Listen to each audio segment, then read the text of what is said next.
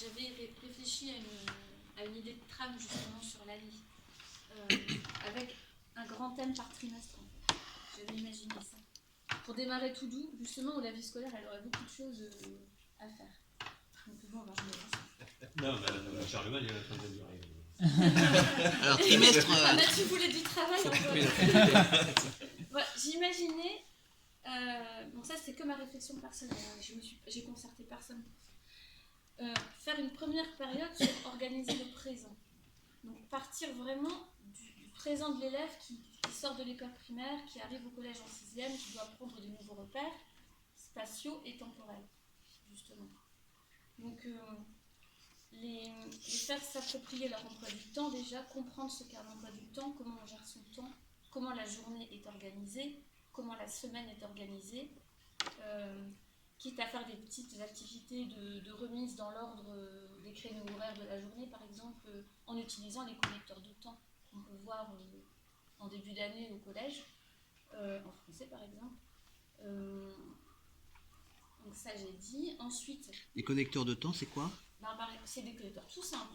D'abord, ensuite, puis, enfin, ouais. Aujourd'hui, hier, demain. Vraiment travailler sur le présent, le passé proche et le futur proche.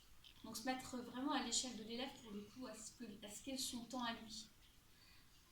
Après, je m'interrogeais aussi sur les types. Enfin, si, à mon avis, c'est utile de faire ça. Oui, c'est très utile même. S'organiser dans son travail. Dans quel ordre faire son travail. Demander aux élèves de réfléchir, d'estimer le temps que va prendre tel ou tel type de travail. Combien de temps je mets pour apprendre une leçon, combien de temps je mets pour faire un exercice. Alors là, c'est le temps dans le sens de la durée. Estimer la durée d'une tâche avant de la réaliser. Je me disais aussi, si un professeur laisse une semaine pour faire un travail, c'est sans doute que c'est quelque chose aussi qui va demander du temps. Donc ainsi, aider l'élève à s'organiser, aider aussi l'élève à planifier ses tâches. Par quoi commencer? Le soir, je rentre à la maison, je fais mes devoirs, qu'est-ce que je fais en premier? Qu'est-ce que je fais en dernier? Et ensuite, à l'échelle de la semaine, je visualise mon emploi du temps sur la semaine, la charge de travail à faire, qui est visible sur Pronote. Alors, par quoi je commence?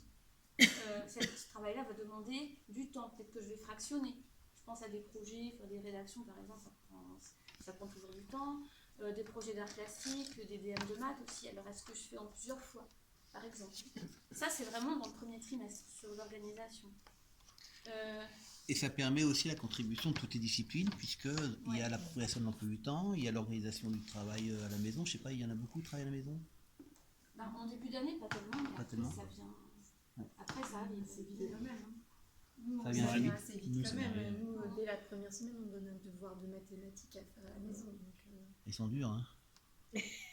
Ouais, puis ils arrivent de CM2 où ils sont censés ne pas avoir de devoirs. Donc c'est vrai que la transition est quand même assez compliquée. Et je me souviens que dans la salle de permanence, je crois que vous avez proposé une sorte d'aide pour comment organiser mon heure de permanence. Pendant 5 minutes, je fais ça. Il y a les temps calmes, le temps posé en un travail individuel, puis le travail collectif possible, puis retour à un temps calme. 53 minutes sont décomposées. Oui, voilà. Donc ça aussi, ça pourrait être intéressant de reprendre dans la gestion.